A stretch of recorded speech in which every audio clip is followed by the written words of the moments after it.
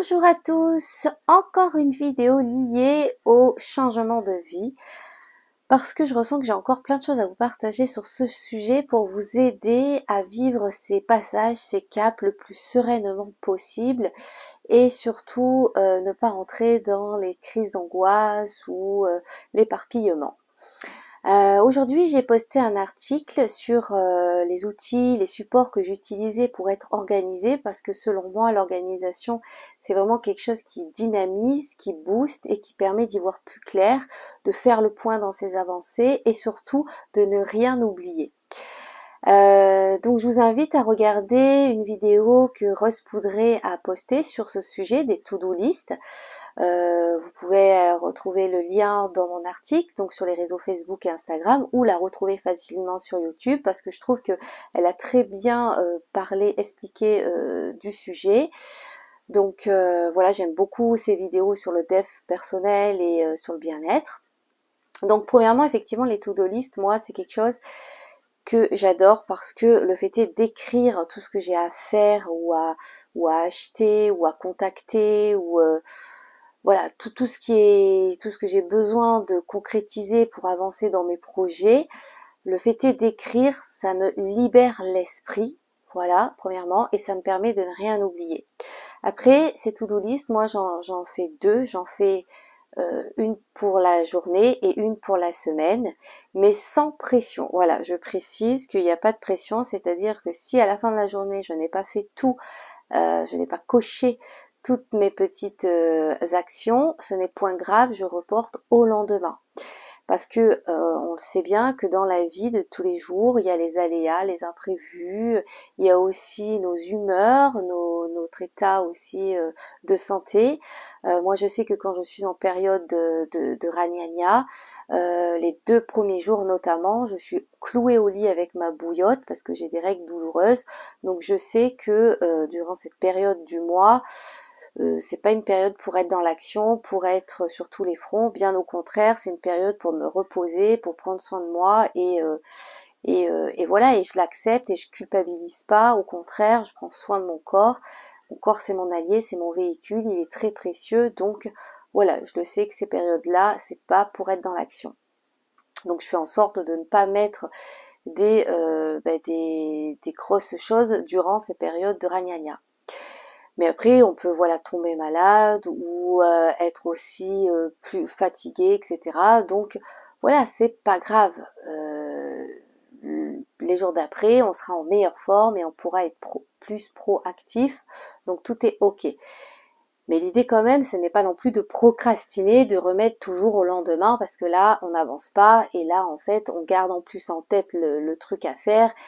Et puis, on reste bloqué. Donc, moi, j'aime pas la procrastination. J'estime que tout ce qu'on peut faire dans la journée, on le fait. Surtout les petites choses qui prennent peu de temps.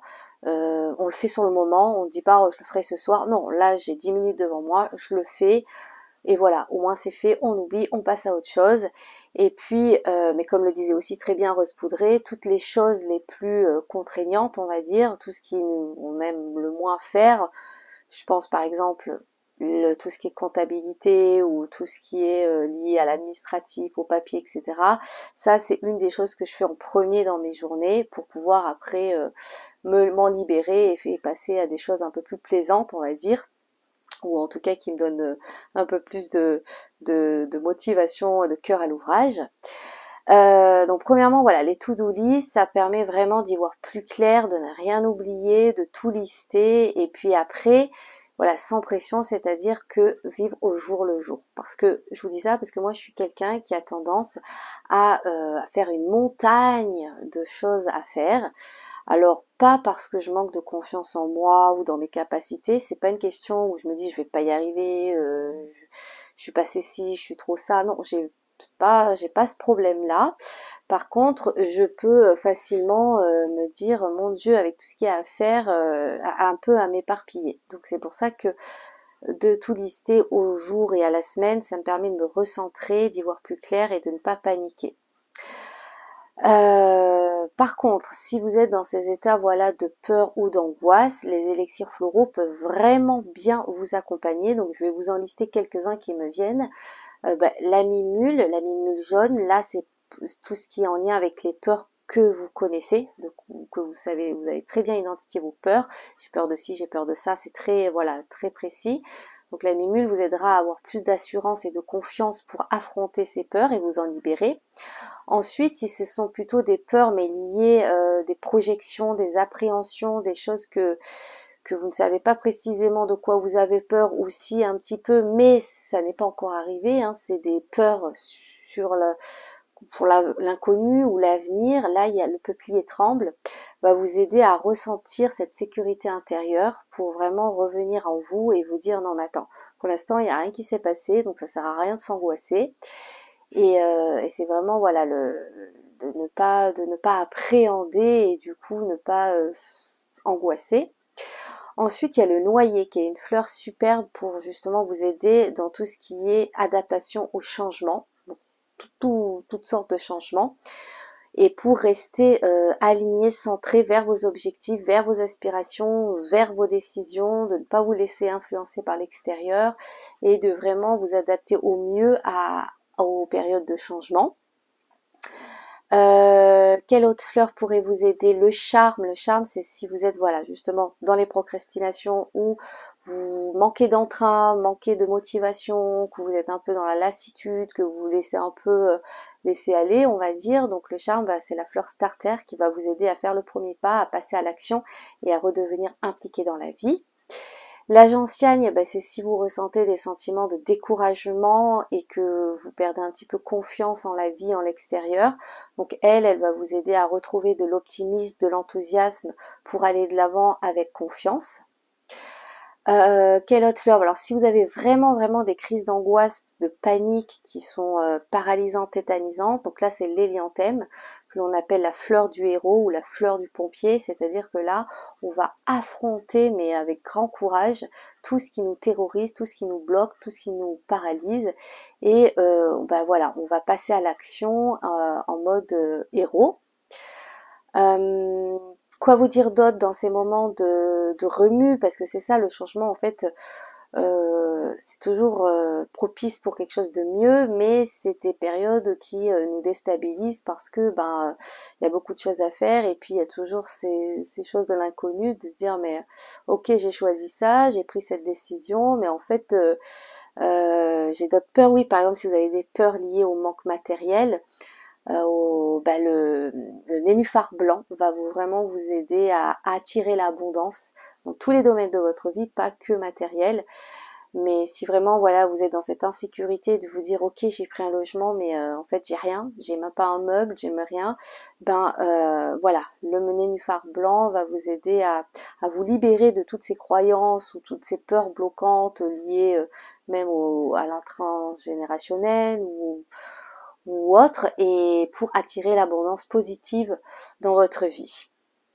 Voilà ce que je pourrais vous dire, de voilà toujours rester dans l'action et de vous voilà vous connecter aussi, de prendre des temps de pause, de repos pour mettre à plat tout. Vous balader en forêt par exemple, ou moi je sais que voilà j'ai le statut d'auto-entrepreneur. Là, un des avantages de ce job, c'est que je m'organise comme je le veux, avec mon planning, avec mes horaires. Et par exemple, moi je pose pas forcément de vacances, mais par contre je sais qu'il y a le dimanche, par exemple, c'est le jour de repos. C'est ma journée à moi. Donc même si je reçois des mails, des messages, des appels pour des consultations ou autres, je ne réponds pas. Donc ça, je suis ferme là-dessus, c'est non négociable. Et je réponds que le lundi matin. Et si dans la semaine, je ressens aussi que j'ai besoin d'une journée pour moi, pour m'évader, pour me reposer ou autre, voilà aussi, dans la mesure du possible, je pose une journée de repos ou une demi-journée, enfin un temps en tout cas pour moi. Même au cours de la journée, je fais toujours des pauses pour me régénérer, etc. Pour justement ne pas être dans le surmenage, dans la surcharge mentale. Parce que dans ces périodes, et je finirai sur ça, de changement, on peut avoir tendance à avoir, voilà, dans le mental, ça bouillonne, ça tourbillonne. Voilà, on pense à plein de choses et à ci, à ça, et c'est normal, hein, puisqu'il y a tout à mettre en place, à construire, etc. Mais une chose après l'autre, instant présent, voilà, c'est ça, je finirai ça sur ça aussi, c'est de rester dans l'instant présent pour faire le plus que vous pouvez au quotidien, du mieux que vous pouvez, mais sans pression aucune, sans mettre la barre trop haut, voilà, petit à petit, voilà. Je finirai sur ça. J'espère que cette vidéo vous aura aidé si vous traversez voilà ces périodes de changement. Et n'hésitez pas bien, à me consulter si vous avez besoin d'une petite potion florale magique pour voilà vous aider à passer ces caps.